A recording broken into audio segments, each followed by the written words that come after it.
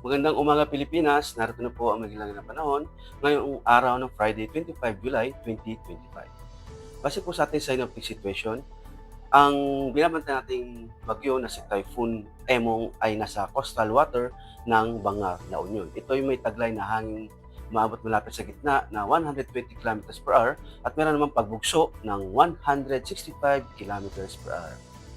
Ito'y kumikilos pa eastward sa bilis na 15 kilometers per hour. Samantala, southwest monsoon pa rin ang makakapekto sa nalalabing bahagi ng bansa.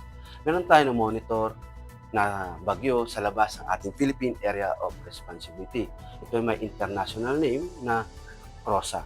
Si Tropical Storm Rosa ay huling namataan kaninang alas 3 na nasa layo ng 2,030 kilometers east ng Southern Luzon. Ito ay may lakas na hangin umaabot malapit sa gitna ng 65 kilometers per hour at meron namang pagbugso ng 85 kilometers per hour. Ito ay kumikilos pa northwestward sa bilis na 10 kilometers per hour. Ito ay hindi naman inaasahan na papasok ng ating Philippine Area of Responsibility.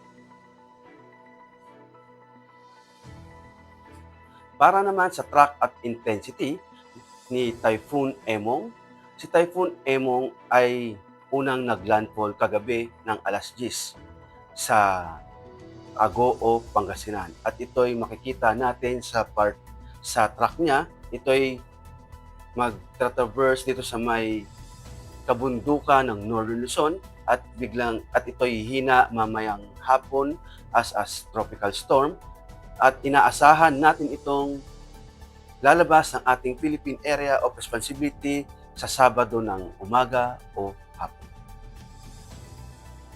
Sa ngayon, dulot nga ni Typhoon Emong, may pinalabas ang pag-asa na wind signal number 4, itong kulay red sa may parte ng La Union at sa may southern part ng Ilocos Sur. Samantala, signal number 3 naman dito sa may southern part ng Ilocos Norte, sa may Apayao, Abra, Benguet at northern part ng Pangasinan. Signal number 2 naman sa may Cagayan, Isabela, sa nabing bahagi ng Kalinga, sa may Ifugao, Nueva Vizcaya at sa nalabing bahagi ng Pangasinan. Signal number 1 naman sa nalabing bahagi ng Isabela, Aurora, Nueva Ecija, Pampanga, Tarlac, Zambales at Bataan.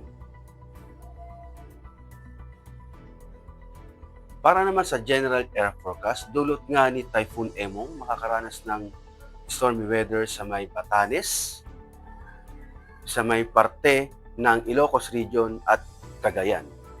Rain with gusty winds naman dito sa may nalabing bahagi ng Isabela at sa may bahagi ng Zambales at Bataan. Dulot ng southwest monsoon rin naman ang makaka-apekto sa may Central Luzon, Metro Manila, southern part ng Luzon at occasional rin naman sa may Palawan, Kalayaan Island at sa may Bicol region.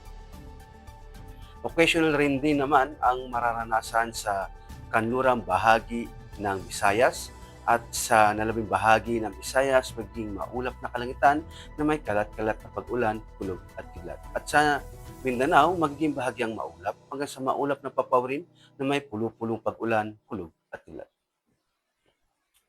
Para naman sa 3 araw na pagtataya sa Metro Manila, Cavite, Lipa,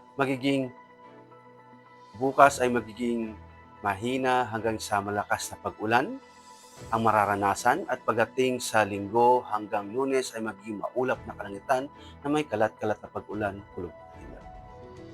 Sa Angeles, magiging makakaranas ng mahina hanggang sa malakas na pag-ulan, dulot nga ng southwest monsoon sa mga susunod na 3 araw sa Angeles. Sa Puerto Princesa at Calayan Island, magiging maulap na kalangitan na may kalat-kalat na pag-ulan, kulog at kidlat. Sa Lapu-Lapu, Davao at Zamboanga, magiging bahagyang maulap hanggang sa maulap na papawirin na may pulo-pulong pag-ulan, kulog at kidlat. Para naman sa astronomical information, ang araw ay sisikat ng 0538 at tulubog din naman mamayang 1828. Para sa moon illumination, meron tayong 1%. At para manatiling updated sa lagay at pagtaya ng panahon, i-follow lamang ang Air Force Weather Center sa official social media accounts. Sa ngalan ng aming commanding officer na si Colonel Alvin Jan Fugador, PAP GSC, ako po si Technical Sergeant Brian Benedict B. Arcilla, Weather Forecaster ng Air Force Weather Center. Maraming salamat po.